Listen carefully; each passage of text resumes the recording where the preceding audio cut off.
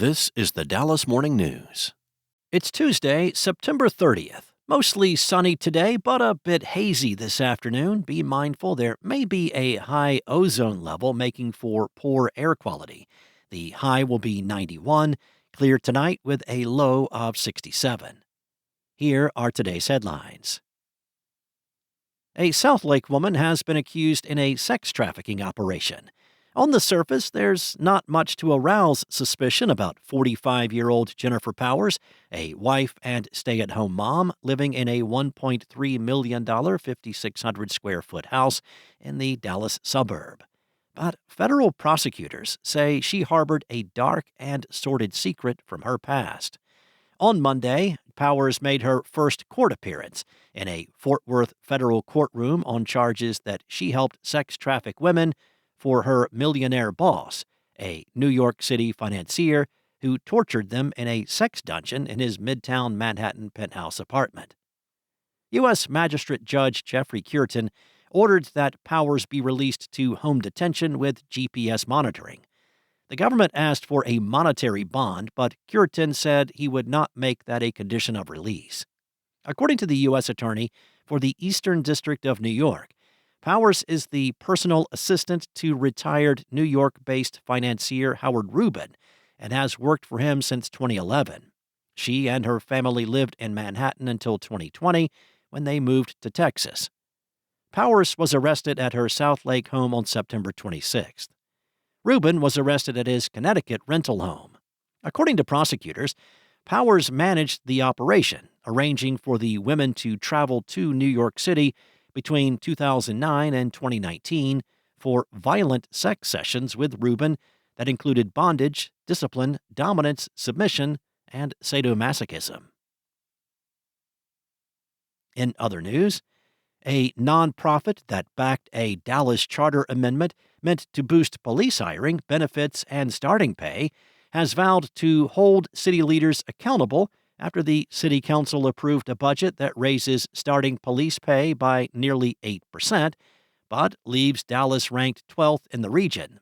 The $5.2 billion budget, which takes effect October 1st, includes funding to hire 350 new officers by fall 2026 and boost starting salaries to $81,232. But Dallas Hero and other critics argue the increase falls short of Proposition U's mandate that Dallas police rank in the top 5 among North Texas departments for starting pay. The November 2024 charter amendment, which passed with just 50.5% of the vote, also requires the city to maintain at least 4,000 officers. Dallas currently has about 3,200. At the heart of the dispute is how to measure compliance. The charter amendment says Dallas police starting salaries, including base pay and non-pension benefits, must rank in the top 5 among departments in Dallas, Collin, Tarrant, Denton, and Rockwall counties with populations over 50,000. Sign-on bonuses don't count, and the city must hire an independent firm annually to study regional pay. City Manager Kimberly Beiser-Tolbert and Chief Financial Officer Jack Ireland insist the budget not only meets the legal requirements of Proposition U, including pension funding and police pay, but goes beyond them. Their interpretation, they say, is backed by a thorough review from the city attorney's office. Next up, road construction or maintenance of some kind is always underway, and drivers can run into a bright orange "Road Work Ahead" sign or two during their daily commutes. According to the Federal Highway Administration, Texas is estimated to have over 650,000 total road miles, and it is ranked high in construction activity. And some Texans probably have wondered why the construction takes so long. There's one project in North Texas that a few residents have especially wondered about. A reader wrote to Curious Texas, "What is going on with the US 75 construction where the HOV ends in North Richardson? I now drive this way daily and never see active work and no visible progress." Curious Texas has the answer and some good news. According to the Texas Department of Transportation, the project, which began in March 2024, is more than halfway complete. The project spans from Interstate 635 to State Highway 121 on U.S. Highway 75, stretching through Dallas, Richardson, Plano, and a portion of Allen. It will convert northbound and southbound HOV lanes to peak hour technology lanes, or lanes restricted to eligible vehicles during peak rush hours, which is expected to improve traffic flow and relieve congestion along the stretch.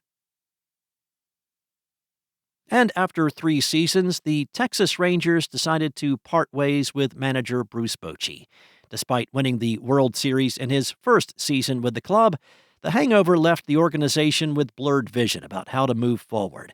He was offered an advisory role within the organization, but it's uncertain if he will pursue another managerial opening elsewhere. Bochy finished his time with the Rangers with the third best winning percentage in club history for any manager, with at least 500 games. He remains the only one to win a World Series, and he is the 6th all-time in managerial wins behind Joe Torre. The Rangers needed to make a decision on the managerial situation quickly because they've got a very strong candidate already on staff in Special Assistant Skip Shoemaker.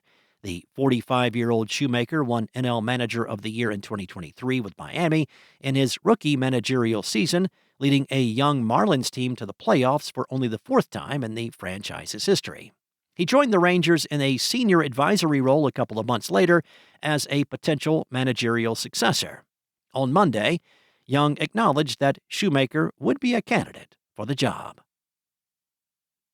Thanks for listening. For more on today's stories and the latest breaking news, visit dallasnews.com. Enjoy your day, and I'll be back tomorrow with more from the Dallas Morning News.